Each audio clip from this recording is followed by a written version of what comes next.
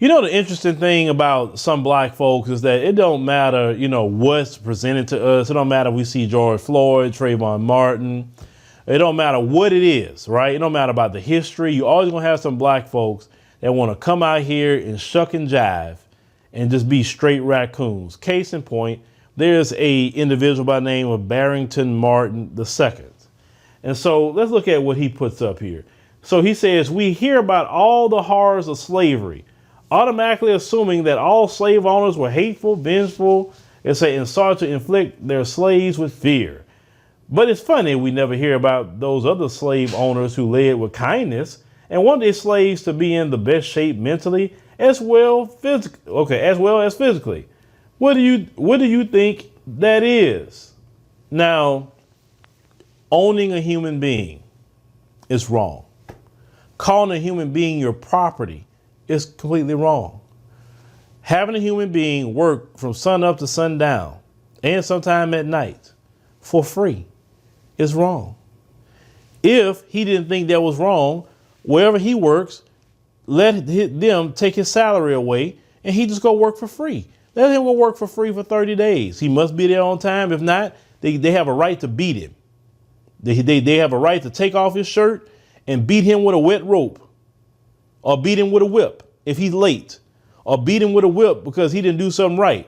Why don't he go experience that for 30 days in a modern time to sign a waiver to say they can do it legally and they won't be no charge be pressed on them because you agreed to any of that, right?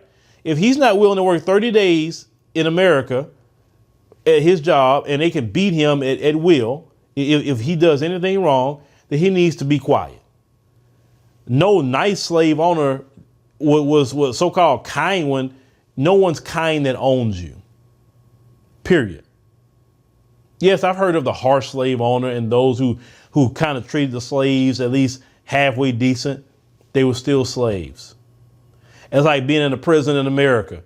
You got some prisons where the jailers are extremely harsh and it's horrible. And then you have some jails where the jailers are actually decent, but you're still in prison.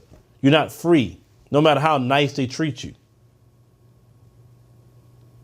You always have some bootlicking, shucking and jiving raccoon in our community. And I don't care where he's from, whether he's from here or from somewhere else, don't care. Would it have been better if he was, let's say if he wasn't from here, would it be better to hear him say that if he was born here? That's the only thing that I'll say about that. Wrongdoing is wrongdoing, raccoon is raccoon. That's how I look at it. You never hear the Jewish community rationalizing what happened to them. But it's always somebody in our community that's trying to rationalize and make light of and side them folks. And what y'all don't realize is them folks don't respect you. I told y'all a long time ago, a white nationalist told me years ago, they do not respect you raccoons. They don't respect you because they know they can't trust you. And the reason why they say they can't trust you is because they don't get, why would you turn against your own? This is what the white nationalist told me. He don't understand how you turn against your own race, black people, for somebody else. He said we'll use them to say things that we can't say and to do certain things that we can't do. He said, but we definitely don't trust them because why would we? If they would turn against their own, it'd be easy for them to turn against us. That's what white nationalists told me a long time ago. So they don't even trust y'all.